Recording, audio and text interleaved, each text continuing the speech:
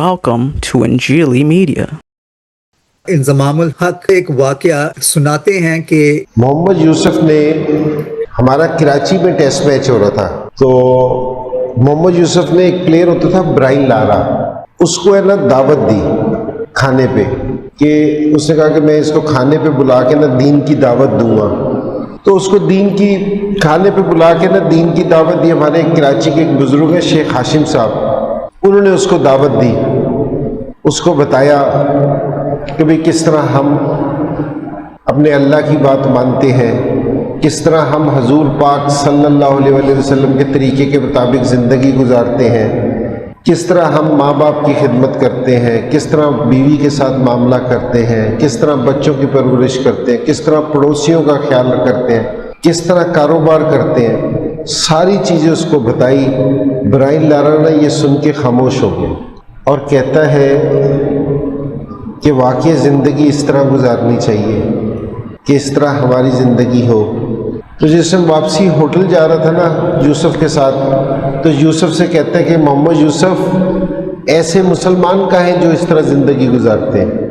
जब Bryan Lara को मोहम्मद यूसुफ ने खाने की दावत के साथ साथ इस्लाम की दावत भी दी, तो उन्होंने ये कहा कि ऐसे मुसलमान कहाँ हैं, मुझे भी दिखाओ। तो ब्राइन लारा को मोहम्मद यूसुफ ये समझा रहे हैं कि हम बड़े अच्छे हैं, हम तुम काफिरों से बहुत बेहतर हैं, इस्लाम में दाखिल हो जाओ, तुम भी ऐसे ही हो जाओगे। सुनो हमारी खूबियां। खूबी नंबर 1, हम अल्लाह की बात मानते हैं। तो पाकिस्तानी अल्लाह की बात मानते हैं। कितनी बात मानते हैं मैं इस पे कुछ ना ही कहूं तो अच्छा है, सब जानते हैं। और फिर दूसरी बात उन्होंने ये कही कि हम हुजूर के तरीके पर जिंदगी बसर करते हैं, अल्लाह की बात मानते हैं, पैगंबर इस्लाम के बताए हुए जिंदगी गुजारने के तरीकों पर अमल करते हैं। पैगंबर इस्लाम ने फरमाया कि जो रिश्वत लेता है, मिलावट करता है, हम में से नहीं। अगर सिर्फ इस एक छोटे से मेयार को ही देखा जाए तो पाकिस्तान के कितने मुसलमान इस मेयार पर पूरा उतरते हैं। जहां जिंदगी बचाने वाली लाइफ सेविंग मेडिसिन ड्रग्स में भी मिलावट होती है कि वो अद्वियात जिनसे जिंदगी बचाई जानी है उनमें भी मिलावट है, वो खाओ और मर जाओ। और फिर ये बड़ी दीनी और मजहबी कौम का रोजों में तो मयार कुछ और ही होता है। दुनिया भर में जब कोई मजहबी त्योहार आता है, जैसे क्रिसमस है, ईस्टर है, तो अशिया की कीमत कम कर दी जाती है। पाकिस्तान वो मुल्क है जहां ऐसे मौकों पर कीमतें बढ़ा दी जाती हैं। रोजों में तो वो कमाल होता है, खाने पीने वाली चीजों में उनको भी नहीं छोड़ते। उसके बाद मोहम्मद यूसुफ, मौलाना मोहम्मद यूसुफ फरमाते हैं, हम माँ बाप की खिदमत करते हैं। भाई कौन नहीं करता। मैं दुनिया के बहुत से ममालिक में जा चुका हूँ, रह चुका हूँ, हर जगह पर मैंने देखा है लोग माँ बाप की खिदमत करते हैं। कैम्बोडिया में रहा हूँ, थाईलैंड, वियतनाम, वो सारे खित्ते में रहा हूँ। वहां के लोग जितनी अपनी माँ बाप की खिदमत करते हैं मैंने दुनिया में कहीं और किसी जगह पर नहीं देखा। तो अगर आप ये दावा कर रहे हैं कि हम माँ बाप की खिदमत करते हैं तो ये कोई बड़ी बात नहीं, सभी करते हैं। हर एक का अपने कल्चर के मुताबिक एक तरीकाकार होता है। उसके बाद मौलाना साहब फरमाते हैं, मौलाना मोहम्मद यूसुफ के बीवी के साथ मुआमलात, हम बीवी के साथ मुआमलात बहुत अच्छी तरह से निभाते हैं।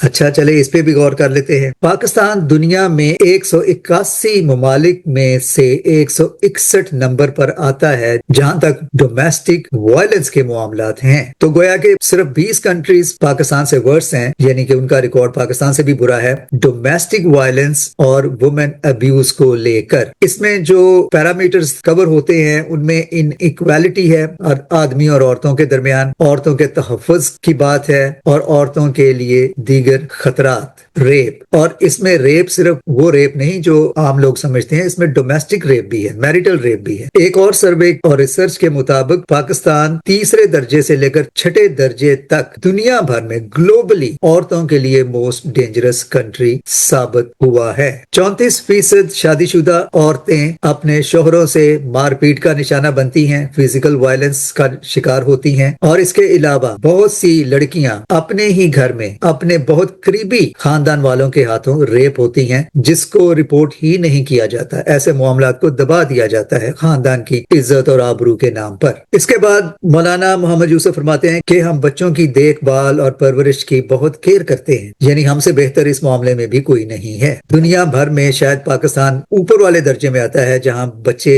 स्कूलों से बाहर हैं, चाइल्ड लेबर के विक्टिम हैं और तकरीबन 2-2.5 करोड़ बच्चे स्कूलों से बाहर मेहनत मजदूरी करके अपने ماں باپ کا ہاتھ بٹا رہے ہیں۔ تو یہ معیار ہے بچوں کی دیکھ بھال کا اور ان کا خیال رکھنے کا۔ اس کے علاوہ وہ بچے جو مدرسوں میں جاتے ہیں ان کے ساتھ کیا ہوتا ہے، مار پیٹ کے علاوہ ان کے ساتھ جو جنسی زیادتی، جنسی ہراسگی ہوتی ہے، وہ ایک الگ کہانی ہے۔ تو محمد یوسف فرماتے ہیں کہ کاروبار میں پاکستانی یعنی ہم مسلمان بہت نیک پاک ہیں۔ کاروبار اور بزنس اور لین دین کے معاملات کے حوالے سے یہ کہنا بھی بہت ضروری ہے کہ 2022 سے لے کر 2026 کے درمیان 25 سے زائد میجر ملٹی نیشنل کمپنیاں اور ٹیک سیٹ اپس پاکستان سے یا تو اپنا آپریشن کم کر کے یا مکمل طور پر ختم کر کے جا چکی ہیں۔ وجوہات بیان کرنے کی ضرورت نہیں، ظاہر ہے کہ یہاں کے جو حالات ہیں، بدعنوانی، کرپشن، کک بیکس اور دوسری بے شمار وجوہات جن کی بنا پر ان کمپنیوں کے لیے یہاں کام کرنا اب ممکن ہی نہیں رہا تھا۔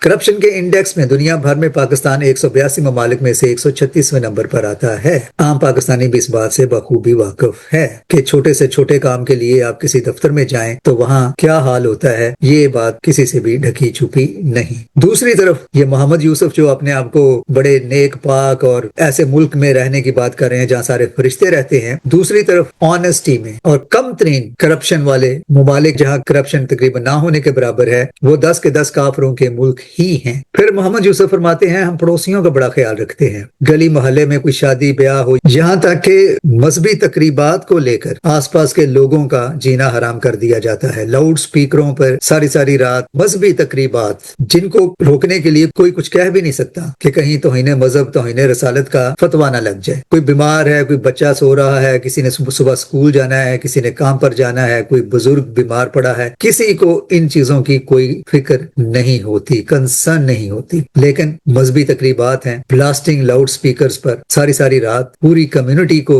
بیزار کیا ہوتا ہے۔ تو محمد یوسف جو باتیں آپ نے برائن لارا سے کہی ہیں، یہ ساری باتیں کافروں کے ملک میں تو آپ کو مل جائیں گی لیکن کسی اسلامی ملک میں نہیں ملیں گی، اور پھر پاکستان میں تو برائن لارا کو آپ نے جو تبلیغ کی، برائن لارا نے اس کا کوئی جواب نہ دیا سوائے اس کے کہ یہ جتنی خوبیاں آپ نے بیان کی ہیں بھائی، یہ کون لوگ ہیں، کہاں ہیں یہ فرشتے، ہمیں بھی دکھاؤ۔ Thanks for watching.